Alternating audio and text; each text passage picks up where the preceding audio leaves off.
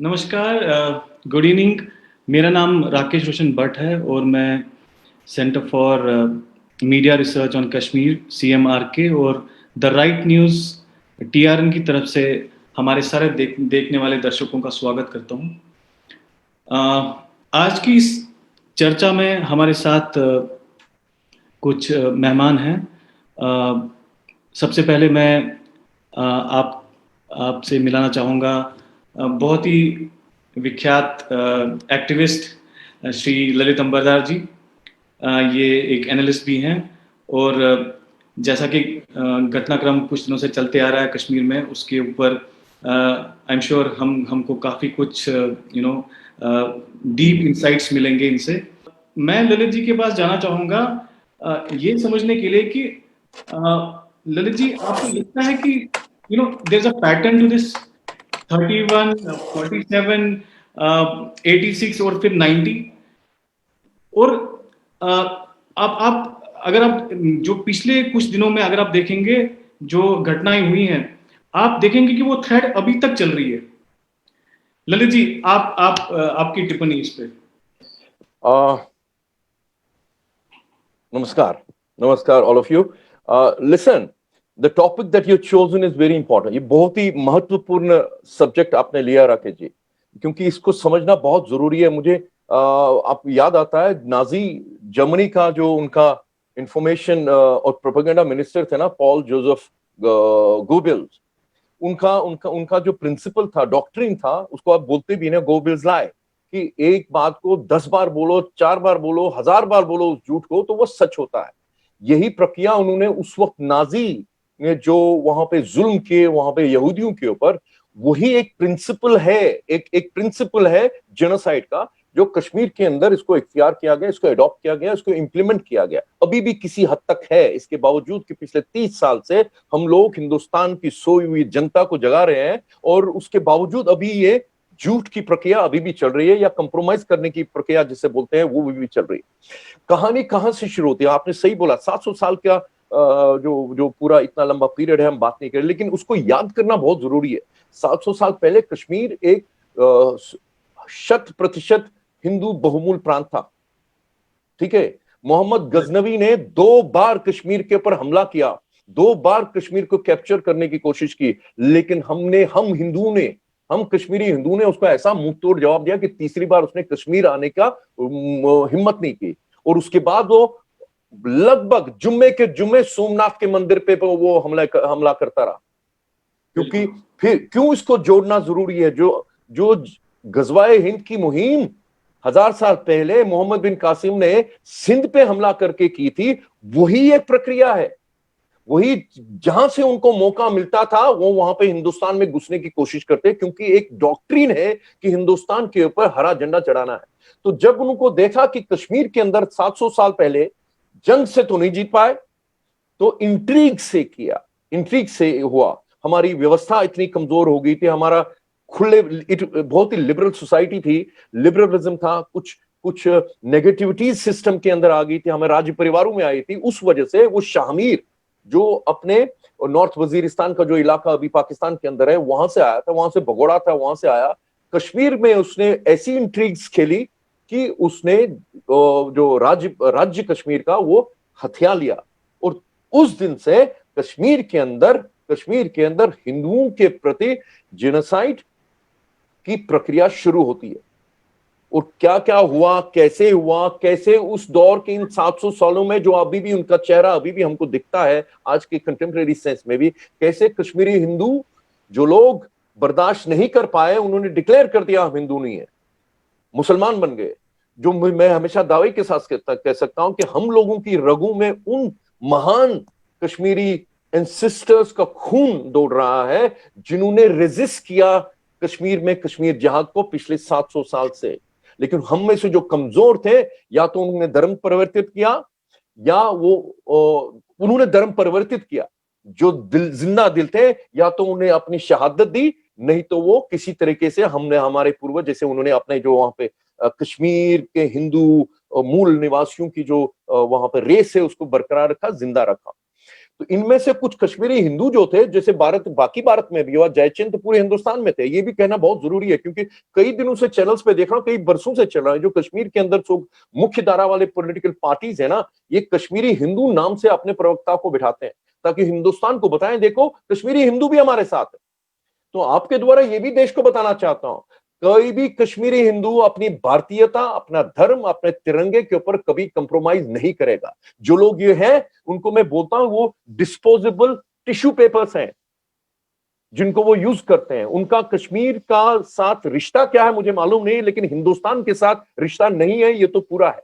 ये तो पूरा साबित होता है। अगर आप भारतीय के तिरंगे को चैलेंज करते हो, कश्मीरी हिंदू करता, वो हिंदू नहीं हो सकता, वो सनातनी नहीं हो सकता। और कश्मीर के अंदर हिस्ट्री में ऐसे रहे हैं जो मुसलमान बन गए, जनरल बन गए। मूसा रैना, जिसके नाम सुना होगा आपने, उसने कश्मीरी हिंदुओं के ऊपर ऐसी बर्बरता की, उसी ने जो कुछ दिन पहले हिंदू था मुसलमान बन गया। जो न्यू कन्वर्ट्स होते हैं ना, ज्यादा खतरनाक होते हैं। तो ये भी हमने सह लिया है, तो इसमें कोई नई बात नहीं। तो जो आज बहुत नाम आते हैं, हिंदू नाम आते हैं और कहते हैं कि तुम इनका समर्थन करते हो, लेकिन इंपॉर्टेंट क्या है कि कश्मीर के हिंदू जो बच गए जेनोसाइड में, वो क्या कहते हैं, वो हिंदुस्तानी सुनते हैं, आजकल सुनने के लिए तैयार। तो जैसे 700 साल ऐसी प्रक्रिया चली, और ये भी बताना चाहता हूं, इन 700 सालों में ये रेजिस्टेंस थी जो हम लोग सिंगल डिजिट भी बच गए। 1931 तक थे, जो अगर हम 31 से कंटेम्प्रेरी सेंस में कश्मीर जहाद की जो कंटेम्प्रेरी सेंस में उसको रिज्यूम जो हुआ, उसकी अगर बात करते हैं, तो तब भी सिंगल डिजिट थे, लेकिन एक रिस्पेक्टेबल डिजिट थे। वो उन लोगों की वजह से जिन्होंने इस्लामाबाद को रजिस्ट किया। आप कैसे भूल सकते हैं पंडित कृपाराम दत्त को? उन परिस्थितियों में वो कैसे एक जत्था लेके आ जाते हैं, गुरु तेग बहादुर के पास आते हैं, मन्नत मांगते हैं, भैया बोले गुरु जी हमारा जनेऊ बचाओ। वो गुरु तेग बहादुर जी कोई पॉलिटिकल लीडर नहीं थे, कोई राजा नहीं थे, वो गुरु थे, संत थे, सिपाही थे। पूरे हिंदू जगत में ये छोटी छोटी रेजिस्टेंस की लड़ाइयां जैसे कश्मीर में चल रही थी, पूरे भारत में चल रही थी, पंजाब में चल रही थी, उत्तर भारत में चल रही थी, और सिख गुरु उसका प्रतिनिधित्व कर रहे थे। आज की तारीख में अगर उत्तर भारत में हिंदू हैं, ये सब सिर्फ सिख गुरुओं की कुर्बानी की वजह से हुआ, प्रोत्साहित किया। जो पंडित कृपाराम दत्त आते हैं वहां पे, तो जो वो बोलते हैं, फरमान जारी करते हैं गुरु तेग बहादुर, जाओ उस औरंगजेब को बोल दो कि पहले गुरु तेग बहादुर को मुसलमान बनाए, तब कश्मीरी पंडित मुसलमान बनेंगे।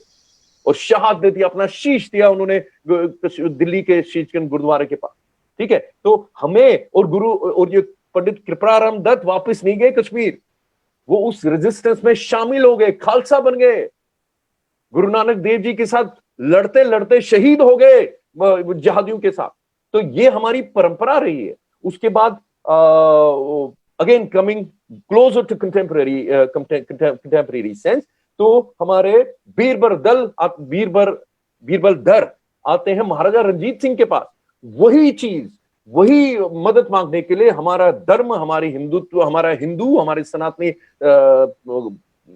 सभ्यता को कश्मीर में बचाने के लिए। तो महाराजा रणजीत सिंह ने उस दौर में तो मिलिट्री थी, सब कुछ था, तो उन्होंने सिख फौजियों को कश्मीर में भेजा। पूरे 700 साल में 1947 तक सिख और उसके बाद डोगरा राज, इन दो 100-100-125 साल का जो पीरियड था, हमें थोड़ा सा करार मिला था। इन 700 सालों में मैं इमेजिन कर सकता हूं, जो हिंदुस्तान की कॉन्स्टिट्यूशन की नाक तले, हिंदुस्तान की आजादी के 40 साल बाद जो हमने भुगता, आप इमेजिन करो वो 150 साल पहले, 200 साल पहले हमारे पूर्वजों ने क्या सहा होगा। अब मैं उसको विजुअलाइज कीजिए आप। तो जब 1931 की बात करते हैं, 31 की बात को करते करते आपको याद आएगा कौन था वो। एक अहमदिया अब्दुल कादिर, एक अंग्रेज का कुक था, आके उसने कश्मीरी मुसलमानों को भड़काया क्या, जो थे जहादी थे, लेकिन महाराजा ने उन ताकतों को, इस्लामिस्ट ताकतों को कंट्रोल करके, ये जो इस्लामिस्ट आज महाराजा हरि सिंह के खिलाफ, डोगरों के खिलाफ बोलते रहते थे।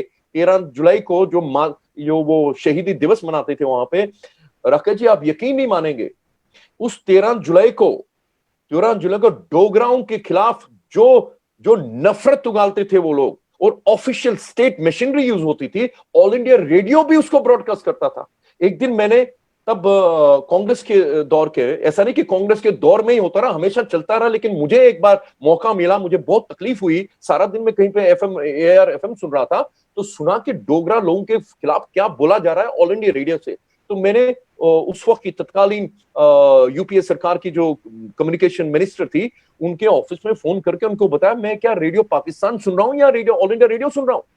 ये हालत थी सर, ऑफिशियल सैंक्टिटी थी। क्यों? क्योंकि ये था कि कश्मीर के पृथकतावादी इस्लामियों को हमने किसी भी तरह से पैसिफाई करना, मॉलिड करना है, उनको हमने बचाना है, उनको हमने संरक्षण देना है, उनको फ्लरिश करने देना है। ये चलता रहा है। तो जब 31 में जब होता है, अगर आप उसके जो हमें जो अभी ऑफिशियल वर्णन जो गोबिल लाई है, झूठ है, जो बोला गया कि उस वक्त महाराजा ने अंधाधुंध फायरिंग की, लेकिन आप अगर उसकी पूरी, मैं सबको अपील करूंगा अपने आप पढ़े, ये नहीं कि ललित बोल रहा है या राकेश जी के प्लेटफॉर्म से बोल रहा है या हम लोग आज टीआरएन के प्लेटफॉर्म से बोल रहे हैं, नहीं, हम लोग बोल रहे हैं जो हमें समझ में है, जो हमने सुना है, जो हमने अपने तरीके से पता किया। मैं आप लोगों से, आपके द्वारा सबको अपने आप पढ़िए और निष्कर्ष पे पहुंचिए। मैं कभी कभी जहां पे भी बोलता हूं एंड में यही बोलता हूं, मुझ पे विश्वास मत कीजिए जो मैंने बोला, अपने आप पढ़िए, क्योंकि आज आपके पास मीडियम है, पूरी लिबरल मीडियम है, आपको एक चैनल, आप एक सोर्स को फॉलो करने की जरूरत नहीं है, आप पूरी दुनिया आपके सामने, इंफॉर्मेशन आपके सामने, आपको पता लग जाएगा कि हमारे साथ क्या हुआ है ना। क्योंकि कुछ हमारे लोग भी कुछ भ्रम में है कि ताकि वो क्या था, वहां पे कुछ था, हमारा था, रिश्ता था, उनका भ्रम भी निकालने के लिए बहुत जरूरी है कि पढ़े कि हमारे पूर्वजों ने क्या सहा। तो 31 में जो हम लोग जो बोलते हैं उसको, उस दिन हम लोग तब भी कश्मीर के अंदर, उन दिनों में भी कश्मीर के अंदर हम सब बट लूट के नाम से जानते थे। महाराजगंज में जो लूट किया उन्होंने, जो लूटपाट की, और गसारनाग में जो उन्होंने लूटपाट की, जो उन्होंने टारगेट किया, कई गांवों के अंदर लोगों को दरिया में फेंक दिया। ठीक है, हमारे पास अभी कोई एक्चुअल फिगर नहीं है कि वो हमारी कैजुअलिटीज क्या हुई, क्योंकि उस वक्त हमारे पास कोई ऐसा तौर तरीके नहीं थे कि हम उसको क्रॉनिकल कर सके। मुझे लगता है, मैं भी कोशिश कर रहा हूं कि क्रॉनिकल हमें कहीं उसके मिल जाए, लेकिन इंपैक्ट जो था कि ये कश्मीर जो है 150 साल, 125 साल के बाद भी हम यहाँ पे जहादी हैं, यहाँ क्या चलेगा निजाम मुस्तफा, ये मैसेज थी। और उस वक्त जब पाकिस्तान की बनाने की मुहिम पूरे भारत में चल रही थी, तो कश्मीर में भी इस्लामाबाद पाकिस्तान से जोड़ने की मुहिम भी चल रही थी। कश्मीर कमेटी जो चल रही थी, ऑपरेशनल थी, लाहौर से चलती थी। उसका दन आयरॉनिकली वही अहमदियाज मेन लीड कर रहे थे कश्मीर कमेटी को, ताकि कश्मीर के अंदर इस्लामाबाद फिर से, क्योंकि डोगरा राज था ना वहां पे, डोगरा राज के अगेंस्ट इसलिए भड़काया जाता है क्योंकि जो महाराजा अपने महाराजा हरि सिंह थे, वो एक बहुत सेकुलर राजा थे, लेकिन सनातनी थे। क्योंकि अगर आप सनातनी हैं तो आप सेकुलर हैं, आप सनातनी नहीं है तो सेकुलर नहीं हो सकते। वो सनातनी थे इसलिए सेकुलर थे। वो हमेशा बोलते थे मेरा मेरा मेरा धर्म जो है मेरी प्रजा है। उनके वो इतने सेकुलर थे, उन्होंने अपनी फौज के अंदर 50% मुसलमान और 50% हिंदू रखे थे। जो ये प्रोपेगेंडा उनके अगेंस्ट चलाया गया, जो डोगरा लोगों के अगेंस्ट प्रोपेगेंडा चलाया गया, वो कहता है कि डोगरे लोगों ने हम पे जुल्म किया, ऑटोक्रेट थे। अगर वो ऑटोक्रेट होते तो पूरी जो महाराजा की सेना होती, उस पूरी की पूरी हिंदुओं की सेना होती, नहीं थी वो।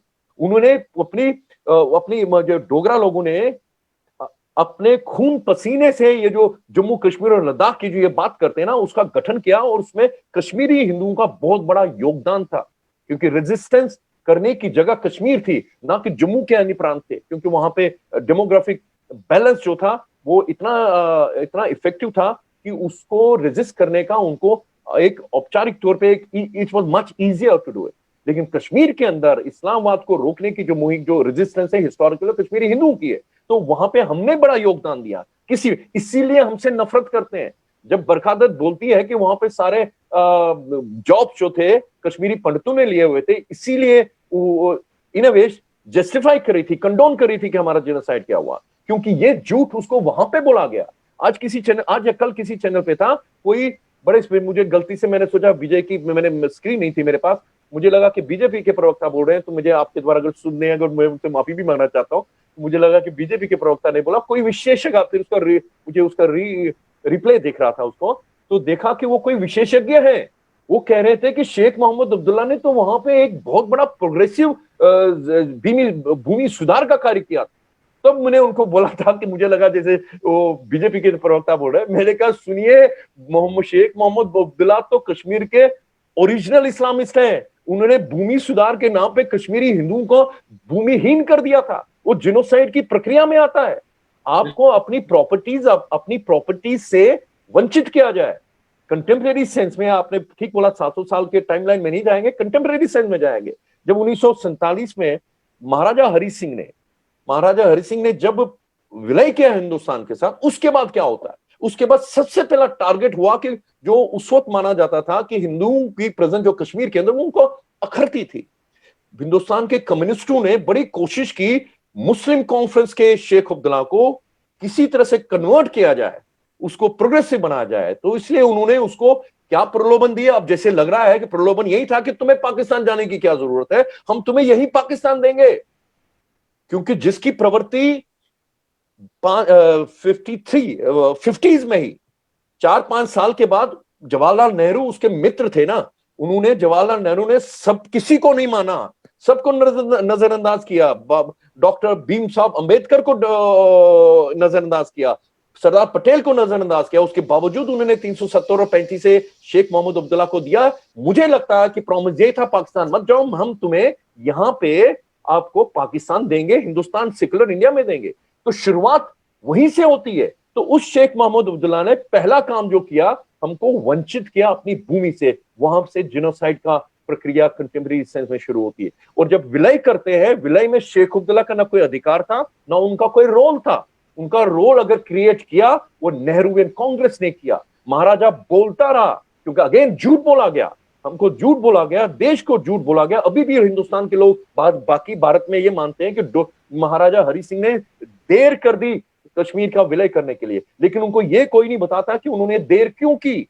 देर इसलिए की कि दिल्ली वाले उनके उनका जो प्रपोजल है मानने के लिए इनकार कर रहे थे। कह रहे थे शेख अब्दुल्ला को पहले रिलीज करो। शेख अब्दुल्ला जेल के अंदर था उस वक्त। कह रहे थे उसको जेल से पहले छोड़ो, उसको प्रधानमंत्री बनाओ, तब हमारा विलय पत्र तुम्हारा एक्सेप्ट करेंगे। और इसी दौरान महाराजा हरि सिंह को यह भी विश्वास नहीं था कि कमजोर कांग्रेस, जिन्होंने प्लेटर पे जिन्ना को पाकिस्तान दिया, क्या वो गुरदासपुर हिंदुस्तान के साथ रोक सकेंगे?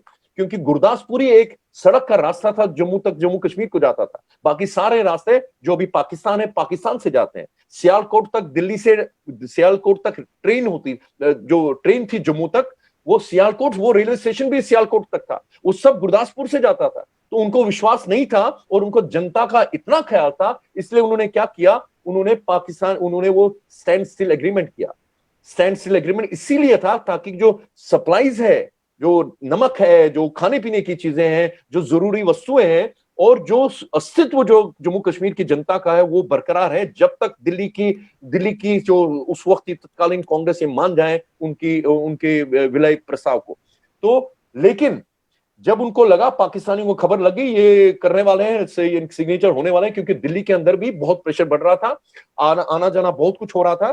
तो उस वक्त पाकिस्तान ने जो हमला कर दिया ऑपरेशन गुलमर्ग के अंतर्गत, तो उस वक्त महाराजा हरि सिंह ही एक व्यक्ति थे जिनको अधिकार था instrument of India independence act के अंतर्गत वो विलय पत्र साइन करने के। जो बाकी भारत में 550 लगभग 600 प्रांतों ने, प्रिंसली स्टेट्स ने वही डॉक्यूमेंट साइन किया था, जिसमें कॉमा फुल स्टॉप सब वही थे, वही महाराजा हरि सिंह ने किया। महाराजा हरि सिंह से नफरत क्यों थी? क्योंकि महाराजा हरि सिंह ने लंदन में प्रिंसन कॉन्फ्रेंस में बोला था, I am an Indian first. ये चुपता था नेहरू एंड कांग्रेस को दिल्ली के अंदर। अगर ये हिंदुस्तानी बन के रहा, जम्मू कश्मीर में महाराजा रहा, तो वहां पे हम शेख अब्दुल्ला को शेखडम, उसके एमिरेट कैसे बना के देंगे? 370 कैसे बनेगा? मुझे शर्म आती है, मुझे खेद है। मैं आज लोगों से, मैं कब से बोलता हूं, जब भी मुझे मौका मिलता है, हमें महाराजा हरि सिंह के से माफी मांगनी चाहिए कि उनको देश निकाला किया गया अपनी उस जमीन से जिसको उन्होंने सींचा था, जिसको उनके पूर्वजों ने सींचा था, जिसको जम्मू कश्मीर के सनातनी हिंदुओं ने सींचा था। उस जमीन से उनको एग्जाइल लेना पड़ा और हम लोग चुप रहे। जम्मू के लोगों से तो खास मेरी शिकायत है, वो लोग चुप रहे। और अभी मौका है कि जो महाराजा हरि सिंह को जो जम्मू कश्मीर के अंदर दर्जा मिलना चाहिए, वो बहाल हो। उनके जन्मदिन के ऊपर जम्मू कश्मीर के अंदर, आज तो जम्मू कश्मीर है, यूनियन टेरिटरी है, जिस दिन जम्मू स्टेट अलग होगा और जिस दिन कश्मीर में पनन कश्मीर यूनियन टेरिटरी बनेगी, मैं आपको बताना चाहता हूं कि जम्मू कश्मीर पनन कश्मीर में महाराजा हरि सिंह के जन्म दिवस के ऊपर एक राष्ट्रीय हॉलिडे होगा। एक्सेशन दिन एक सेशन दिन के भी हमारा यहाँ पे छुट्टी होगी, एक राष्ट्रीय दिवस होगा। ये मानना बहुत जरूरी है कि बहुत बड़ा योगदान है उनका, बहुत बड़ा योगदान है। तो ये महाराजा हरि सिंह के बारे में ये हुआ भी, पाकिस्तान ने जम्मू कश्मीर ने नमक भेजना बंद कर दिया था। कश्मीर के अंदर नमक की इतनी किल्लत हो गई थी क्योंकि नमक देना उन्होंने बंद कर दिया था। इसके बावजूद कि स्टैंड स्टिल एग्रीमेंट था, वो प्रेशर डाल रहे थे महाराजा के ऊपर, किसी तरह से पाकिस्तान के साथ मिल जाओ। तो उसके बाद विलय हो गया, शेख मोहम्मद अब्दुल्ला को बना दिया, 370 की मांग गई। वो क्या हो, जैसे शेख अब्दुल्ला को बिठा दिया, वो मांगते गए। मुझे इसका खेद नहीं है कि वो मांग रहे थे, उनकी तो आइडियोलॉजी ये थी कि वहां पे मुझे कश्मीर के अंदर इस्लामिक प्रांत बनाना। मैं ये भी कहना चाहता हूं, पिछली सदी में इस बड़े सगीर के अंदर, इंडियन सब कॉन्टिनेंट में 2 शैतानी ताकतें थी, इस्लामिक ताकतें थी। एक तो मोहम्मद अली जिन्ना, जिसने भारत का बंटवारा ही खाली नहीं किया, उसने मानवता का बंटवारा कराया। लाखों लोग, 15 लाख लोग मारे गए। इस दुनिया की तब तक सबसे ज्यादा ह्यूमन डिस्प्लेसमेंट हुई थी। और हम लोग जिस दिन 15 अगस्त की खुशियां मना रहे थे ना दिल्ली के अंदर, उस दिन लाहौर की सड़कों पे हिंदू और सिख औरतों को नंगा नचाया जा रहा था ढोल बजा के। तो इसलिए हमको याद रखना चाहिए 15 अगस्त जो है वो आजादी वाकई थी क्या? ये टूटा फूटा कटा हिंदुस्तान हमने एक्सेप्ट कर लिया। उस वक्त सिविल वॉर होती तो मैं मानता, क्योंकि हमारे साथ शौकतुल्लाह जैसे मुसलमान थे उस वक्त जो लड़ने के लिए तैयार थे। कश्मीर के अंदर भी मकबूल शेरवानी था, जिसने अपनी शहादत थी पाकिस्तानी रेडर्स को बारामूला में रोकने के लिए, जब तक हिंदुस्तानी फौजें नहीं वहां पहुंची। तो ऐसे मुसलमान भी थे हिंदुस्तान के अंदर जो लड़ते जिन्ना के इस्लामाबाद के खिलाफ, लेकिन हमने ऐसा नहीं होने दिया और पाकिस्तान बना दिया। आज तक वो मुसीबत चल रही, क्योंकि इस्लामाबाद जो है ना एक्सपेंशनिस्ट है। मैं अगेन जोड़ रहा हूं गजवातुल हिंद के साथ। जब एक्सपेंशनिस्ट है तो जमीन, it is territory oriented, it's not only ideological oriented. Territory, भूमि सेंट्रिक है इस्लामाबाद। तो पाकिस्तान तो ले गया 1947 में, तो नारा था लड़के लिया पाकिस्तान, हंस के लेंगे हिंदुस्तान। कुछ बोलते हैं हंस के लिया पाकिस्तान, लड़के लेंगे हिंदुस्तान। वो आइडियोलॉजी अभी चल रही है, क्योंकि जिन 90% मुसलमानों ने मुस्लिम लीग जिन्ना को पाकिस्तान एजेंडा पे वोट दिया था, वो लोग बिहार और यूपी के थे। वो पाकिस्तान नहीं गए, यहां रह गए। मुस्लिम लीग के जगह आई लगा दिया, इंडियन मुस्लिम लीग बन गई। कभी मौका मिलेगा बात करें, उन लीडर्स के नाम बताऊंगा जो पाकिस्तान की मुहिम बनाने के लिए आगे थे। वो हिंदुस्तान में रह गए, हिंदुस्तान के पार्लियामेंट में बैठ गए। लेकिन कश्मीर के अंदर हमने उस महाराजा को जिसने विलय किया, उसको हमने विलन बना दिया। शर्म है हमारे पर। मुझे पूरे अपने होश हवास में कहता हूं, पूरे सनातनी हिंदुस्तान की तरफ से महाराजा हरि सिंह से हम माफी मांगते हैं कि हमने उनके लिए अभी तक आवाज नहीं उठाई। जम्मू के डोगरा लोगों से माफी मांगते हैं कि आपके अगेंस्ट आपका दुष्प्रचार किया गया, हम लोग चुप रहे और आप भी चुप रहे।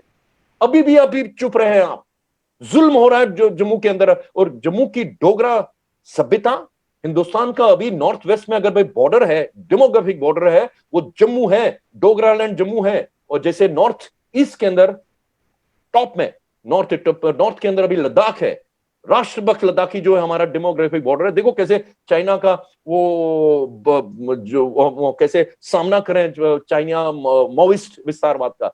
वहां के अंदर वो राष्ट्रभक्त हिंदुस्तानी है, वो आजादी मना रहे हैं 370 जाने के बाद कश्मीर के इस्लामाबाद से। इसी तरह जम्मू में भी है, लेकिन जम्मू वाले बेचारे अभी भी पिस रहे हैं, जैसे राष्ट्रभक्त भारतीय जम्मू कश्मीर के अंदर अभी भी पिस रहे हैं, क्योंकि उनको अभी भी दिल्ली के अंदर, नॉर्थ ब्लॉक के अंदर कुछ लोग ऐसे हैं, और इस परिवार के अंदर, पार्टी परिवार में भी कुछ लोग ऐसे हैं जिनको वही कांग्रेस की मानसिकता आगे ले जा रही है कि कश्मीर के अंदर अगर आपको इस्लामाबाद के खिलाफ लड़ना है तो आपको एक और इस्लामिक फ्रंट क्रिएट करना पड़ेगा। वही पिछले 70 साल से चल रहा था, वही अभी चल रहा है। जो जब 47 में आपने बना दिया, तो जैसे जिनोसाइड, मैंने कश्मीर क्योंकि मैंने बोला 700 साल से एक रेजिस्टेंस था, जिसका इजहार, रेजिस्टेंस क्या था? सनातनी रेजिस्टेंस था। हमें कश्मीर के अंदर हमने सनातनी मूल्यों को बरकरार रखा, क्योंकि कश्मीर भारतीय संस्कृति का स्रोत है। यह भी झूठ बताया गया कि 370 और 35 के द्वारा कश्मीर का हिंदुस्तान के साथ विलय हुआ। यही रिश्ता है। टेलीविजन के ऊपर मुझे दुख होता है, बड़े बड़े विचारक ऐसा बोलते हैं, तो उनको बताने के लिए जरूरी है कि हिंदुस्तान की जो सनातनी संस्कृति जो 5000 साल पुरानी है, उसके अंदर कश्मीर से कितना योगदान हुआ है। कृपया पढ़े, मुझे बताने की जरूरत में पढ़े। कश्मीर के कंकर में शंकर है, कश्मीर के बिंदु बिंदु में गंगा जल है। 370 और 35 की वजह से कश्मीर को हिंदुस्तान से अलग कर दिया गया था। कश्मीर को धीरे धीरे उनकी नजर, कश्मीर जहाद की नजर, गजवातुल हिंद की नजर कश्मीर तक सीमित नहीं थी। उनकी नजर दिल्ली के लाल किले पे है, क्योंकि कश्मीर आसान था, it was a hanging fruit जैसे बोलते हैं। तो कश्मीर के अंदर क्योंकि डेमोग्राफिक सपोर्ट है, इसलिए इसके ऊपर इन्होंने पहले आघात किया, इसके ऊपर हमला किया। नजर उनकी कश्मीर से दिल्ली तक आने की है। जब आप कहते हैं कि उनको ये हैंगिंग फ्रूट क्यों था, क्योंकि एक तो अलगाववादी हैं, वो तो खुलेआम बोलते हैं कि हम लोग जो है हम पाकिस्तान के यहाँ पे तटपुंजी हैं, पाकिस्तान जिए जो है, पाकिस्तान पब्लिक प्लेटफॉर्म पे बोलते हैं, सड़क पे बोलते हैं, पाकिस्तान से रिश्ता क्या, ला ला इला बोलते हैं। लेकिन जो मेन स्ट्रीम अपने आप को बोलते हैं, ये कंटेम्प्रेरी सेंस में बहुत इंपॉर्टेंट है बोलना। तिरंगे का जो अभी डिसिक्रेशन हो रहा है, ये हिंदुस्तान के ऊपर, पूरे हिंदुस्तानी को एक तमाचा है। ये खाली तिरंगे का डिसिक्रेशन नहीं हो रहा, ये उन हिंदुस्तान के गांवों और तमाम गांवों और शहरों के ऊपर हो रहा है, जिन्होंने अपना एटलीस्ट एक बच्चा कश्मीर के अंदर शहादत ना दी हो, जहां से जिनके बच्चे की लाश वहां पे उनका शरीर, उनका पवित्र शरीर बलिदान हुए बच्चे का इस तिरंगे में लपेट के नहीं आया। ये उन शहीदों का बेइज्जती हो रही है, और हम लोग चुप करके बैठे हैं। स्टेटमेंट के ऊपर स्टेटमेंट आ रहे हैं, तिरंगे के लिए कश्मीरी हिंदू का नरसंहार हुआ। पिछले 70 साल से 30 साल पहले, 40 साल आजादी के बाद अगर कश्मीर के अंदर तिरंगा था तो कश्मीरी हिंदू अपनी छाती पे लेके घूमते थे। यही चुभता था उनको, यही चुभता था उनको। क्योंकि हम लोग, ये भी रिपीट करना चाहता हूं, बोलना चाहता हूं कि कश्मीर में अंदर जैसे माइनॉरिटी होती है, पूरे विश्व के अंदर जैसे माइनॉरिटी गेटवाइज होते हैं, किसी खास इलाके में रहते हैं। कश्मीर के अंदर कश्मीरी हिंदू माइनॉरिटी ऐसी नहीं थे कि जो किसी एक खास इलाके में, एक गांव में रहते थे या एक कस्बे में रहते हैं। कश्मीरी हिंदू क्योंकि मूल निवासी थे कश्मीर के। 700 साल पहले जैसे इस्लामाबाद आया, धीरे धीरे हमारा वहां पे दमन शुरू हो गया, हमारा प्रोसिक्यूशन शुरू हो गया, जेनोसाइड शुरू हो गया, तो हम कम होते गए, सिकुड़ते गए। लेकिन कश्मीर के अंदर अभी भी 40 साल पहले तक, 30 साल पहले तक ऐसे गांव थे, वहां पे कोई भी कश्मीरी हिंदू नहीं रहता था, वहां पे मंदिर था, फंक्शनल टेंपल था। ये क्यों ये चुभता था इस्लामवादियों को, ये मेन स्ट्रीम को भी, और जो ये पाकिस्तानी तटपुंजी ओपनली घूमते हैं वहां पे। इसलिए मैं उनको एक ही कैटेगरी में डालता हूं, कश्मीरी इस्लामिस्ट। कश्मीर जहाद का जो ओवरग्राउंड फेस है कश्मीर का, मेन स्ट्रीम है, चाहे वो मुफ्तीज हो या अब्दुल्ला हो या जो आजाद हो, ये उसका मेन स्ट्रीम का ओवरग्राउंड फेस है। तो इसीलिए शेख मोहम्मद अब्दुल्ला ने अपनी बायोग्राफी में, आतिश चिनार में क्या लिखता है, उसका ट्रांसलेशन किया हुआ खुशवंत सिंह ने उसका ट्रांसलेशन किया हुआ। अंग्रेजी में क्या लिखा है कि Kashmiri Pandits are 5th columnist of India and Kashmir. Again genocide का एक एस्पेक्ट है। पहला एस्पेक्ट था उनकी संपत्ति से वंचित करना, तो भूमि सुधार में कश्मीरी पंडितों की जमीन छीन ली, तो पलायन शुरू होता है। तभी कई कश्मीरी पंडितों का जो कश्मीर से निकलना, उन्होंने तो राहत की सांस ली थी कि अब हिंदुस्तान की सेक्युलर कॉन्स्टिट्यूशन हमारा वहां पे हमें बचाएगी। जैसे कश्मीरी पंडितों को एहसास हो गया कि हमारी जमीन छिन गई, अब हमें यहाँ पे हमारा भविष्य जो खतरे में है, तो पलायन की प्रक्रिया जोरों शोर से बढ़ गई, जो पिछले 150 साल सिख, 125 साल सिख और डोगरा राज में रुक गया था। हम लोग जम्मू में भी नहीं आना बंद कर दिया था, किश्तवाड़ में जाना बंद कर दिया था, हमने पुंछ जाना बंद कर दिया था, क्योंकि हमें लगा था अब हमारी मातृभूमि में भारतीय सरकार, हिंदुस्तानी सरकार, एक सेकुलर सरकार, एक सनातनी सरकार, अब हमारा पलायन नहीं हो सकता, क्यों अब हम लोग राज्य कर रहे हैं पूरे हिंदुस्तान के अंदर। लेकिन हुआ उल्टा ये हुआ कि जैसे भूमि छीन ली, उसके बाद शेख अब्दुल्ला ने जो hate to generate hate against the targeted community के अगेंस्ट नफरत पैदा की जाए, उनके ऊपर एक्यूजिशन की जाए, तो वो लिखते हैं कि कश्मीरी हिंदू जो है हिंदुस्तान के 5th कॉलमनिस्ट है। और 5th कॉलमनिस्ट कौन होते हैं? 5th कॉलमनिस्ट वो होते हैं जो दुश्मन देश के लोग अपने देश में रहते हैं। तो उन्होंने घोषित कर दिया, एक सेंटेंस में 2 चीजों की घोषणा की कि भारत एक दुश्मन देश है, और दूसरा कि कश्मीरी हिंदू उस दुश्मन देश का प्रतिनिधित्व कश्मीर के अंदर करते हैं। और शेख अब्दुल्ला की जो उस वक्त वहां पे पॉपुलैरिटी थी, बहुत ज्यादा थी, क्योंकि वो जिमिक्री भी करते थे बहुत ज्यादा, है ना, वो करते थे वो लोग की उनको शब्दों के साथ खेलने का बड़ा योग होता है। मुझे दुख होता है, क्योंकि इस्लामिस्ट मुसलमान बहुत वनरेबल है वर्ग लाने के लिए। ये हमारी ये हमारा काम नहीं है उनके धर्म के ऊपर टिप्पणी करना। मैं उनके धर्म के ऊपर कभी टिप्पणी नहीं करता, मैं पॉलिटिकल इस्लाम की बात करता हूँ। जहां पे भी देखो इस्लाम के नाम पे मुसलमानों को वर्गलाया जाता है, वो मारा कौन जाता है? मारा वो जाता है गरीब मुसलमान इस्लाम के नाम पे। तो उस वक्त जब शेख अब्दुल्ला ने भी, उन्होंने ये, क्योंकि उनकी बहुत पॉपुलैरिटी थी, इसलिए लोगों को कंसोलिडेट किया। क्या वजह थी?